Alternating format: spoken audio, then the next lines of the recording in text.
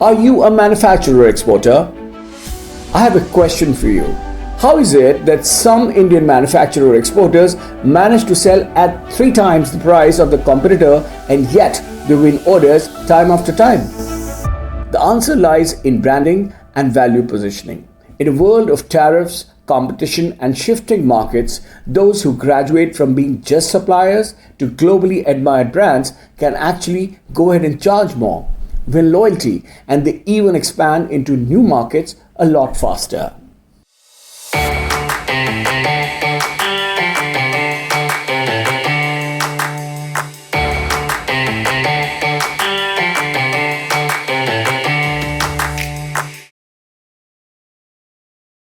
Welcome to the Export Champions, a mini series from India Grow Global. India Grow Global is an initiative to drive Indian companies into global recognition, transform products and services into brands the world loves.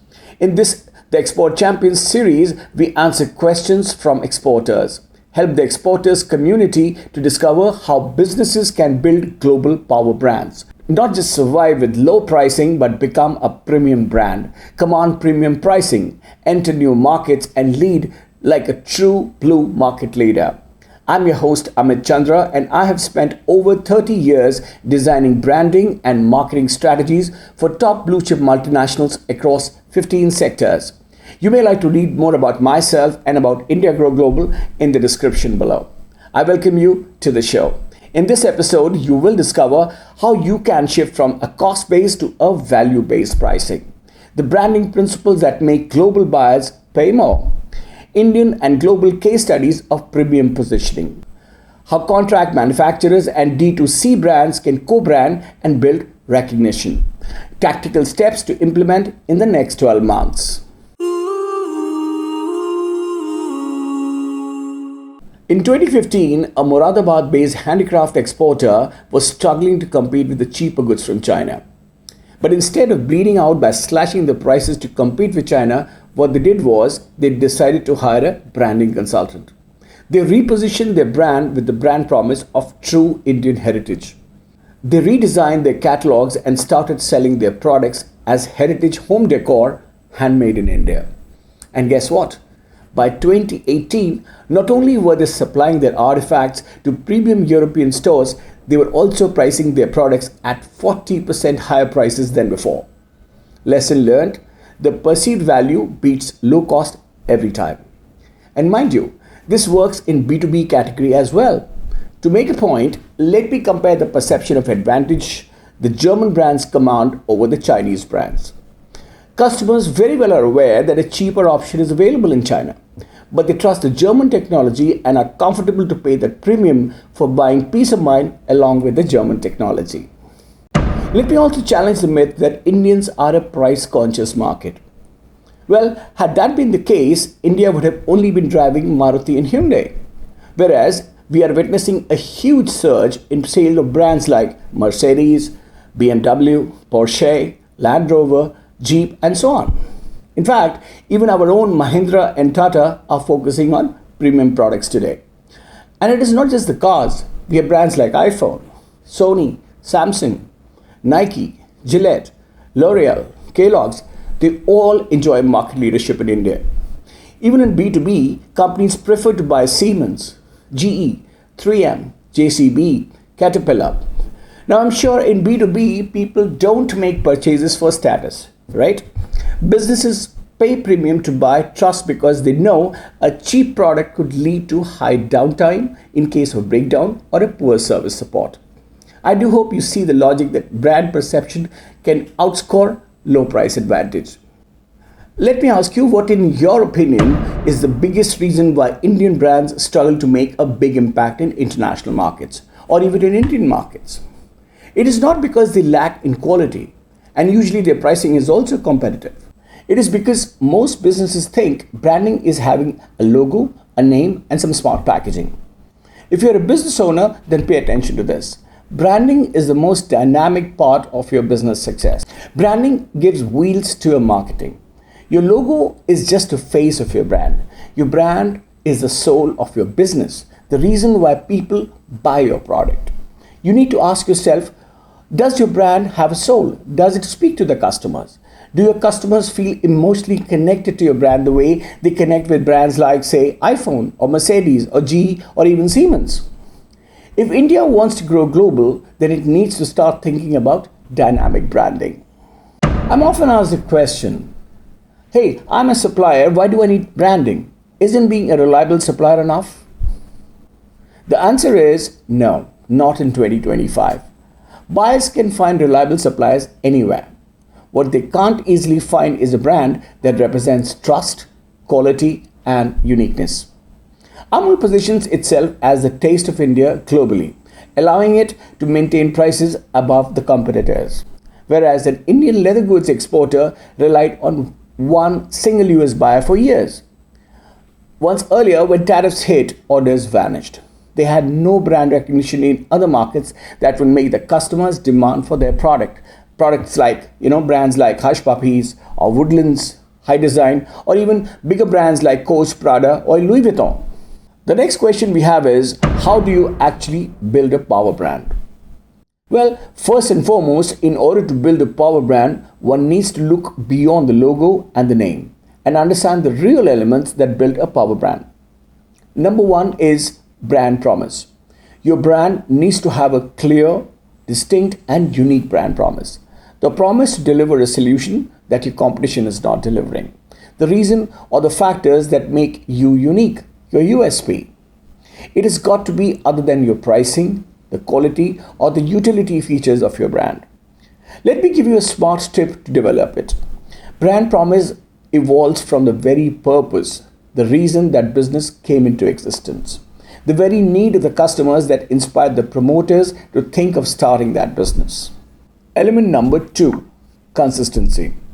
You've got to maintain consistency at all the places your brand is present in, right from your website to your marketing collaterals, your product brochures, packaging, to all kinds of communications that you'd have with the customer. Even your product quality has to remain consistent across batches and markets that you are present in. They all need to be consistent in promise and visual presence. And if you want to have different quality for different markets, then consider having different product brands.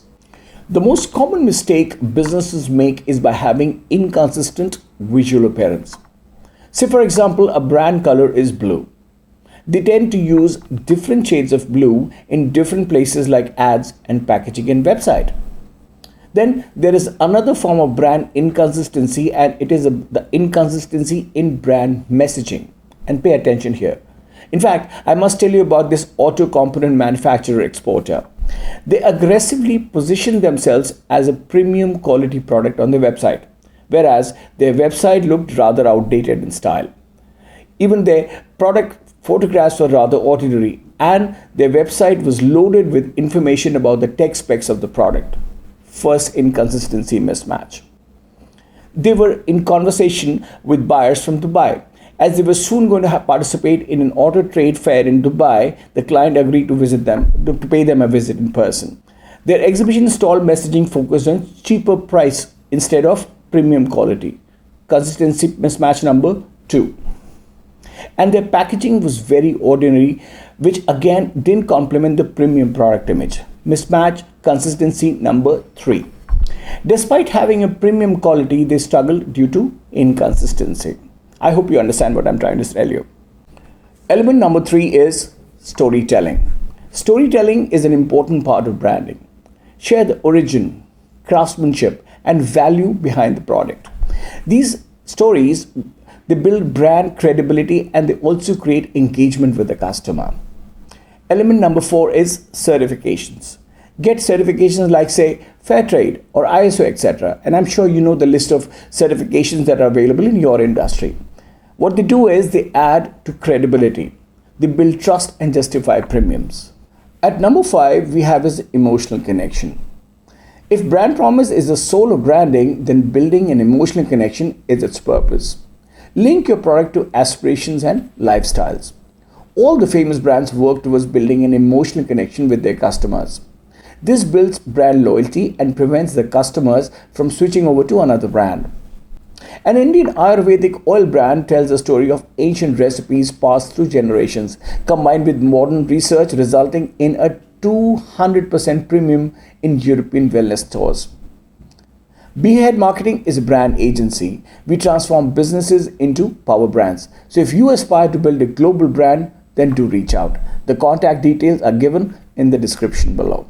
And before we talk further, let me also remind you that the Export Champions is a 5-episode series. So do like, subscribe, and hit the bell icon to stay informed about the new episodes. And the links to the earlier episodes are also mentioned in the description below. Okay, building a premium brand is fine, but how do you convince the buyers to pay more? Well, the best way to convince your customer to pay more is by showing them the cost of not choosing you, the lost quality, the brand damage, or the customer dissatisfaction that they will experience by not choosing your premium brand. And this is where the brand promise comes into play. Only when you can clearly convey the unique offering and promise of your brand that you can show the client what they will miss. Interestingly, once a brand is established, customer already knows what to expect from a brand. Let me give you some number stats to support the idea of a premium brand. Premium position brands enjoy 35 to 50% higher margins and up to 70% repeat order rates compared to generic suppliers. Earlier, I told you about an auto sector vendor for what not to do. Now, here's a winning story from the auto sector. A Pune-based auto components manufacturer positioned itself as a sustainability leader. Being from auto sector, that is a fairly good brand promise. Isn't that correct? And they went ahead and they cut the carbon emissions by 30%. Guess what? Brand promise delivered. And the result? The European clients are ready to pay a premium for ESG compliance. How can contract manufacturers brand themselves if their name isn't on the product? First of all, branding is not always about having your name on the product, especially so when it comes to contract manufacturing. However, even for name visibility on packaging, one can look at co-branding and strategic visibility. Something like Made in India by and the name of the brand. Even big brands like Colgate and Hindustan Unilever are open to such co-branding. Besides, one can share joint success stories in industry media.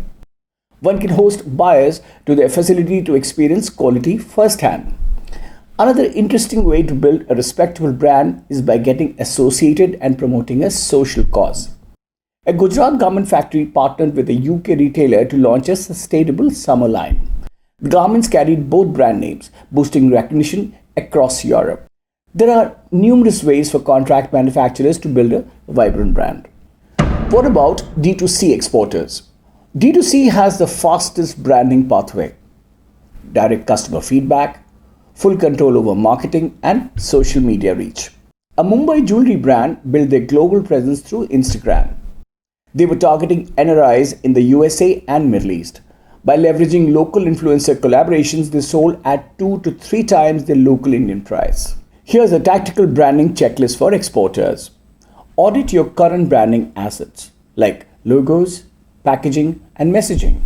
Localize your product and messaging. You can learn more about brand localization in the second episode of the series. Upgrade photography and product descriptions for global appeal. Create a brand website with buyer-focused content. Collect and publish client testimonials. Apply for industry awards and recognitions. You can also do a DIY, that is do-it-yourself marketing health check for your business. The link for that is given in the description below. And if you're serious about your global brand presence, then simply hit us on the strategy call link given in the description below. And as a premier branding agency, we will be happy to assist you in your global growth journey. If you're a data-driven person, then this market data snapshot is for you. Premium brands grow revenue 2.5x faster than commodity players. 60% of B2B buyers say brand reputation is a top decision factor. Products with sustainability certifications see up to 20% price premium globally. Moving from suppliers to power brand isn't just about logos. It's about changing perceptions, building trust, and delivering consistent value. If you want to survive tariffs, stiff competition, and unexpected market shifts, then you must own your brand story. Over the past 2 decades, China grew with high-tech manufacturing capability. Brands seeking outsourced manufacturing turned to Chinese high-tech manufacturing contract manufacturers because China marketed themselves as a global high-tech manufacturing hub. Today, the same global brands are looking for alternate options outside China because individual manufacturers are not building their brand promise beyond high-tech manufacturing capability and offering economies of scale to the buyers. If you ask me, this is opportunity knocking India's door. Build your brand and own your global market. India, grow global. Be seen, be remembered, and be ahead.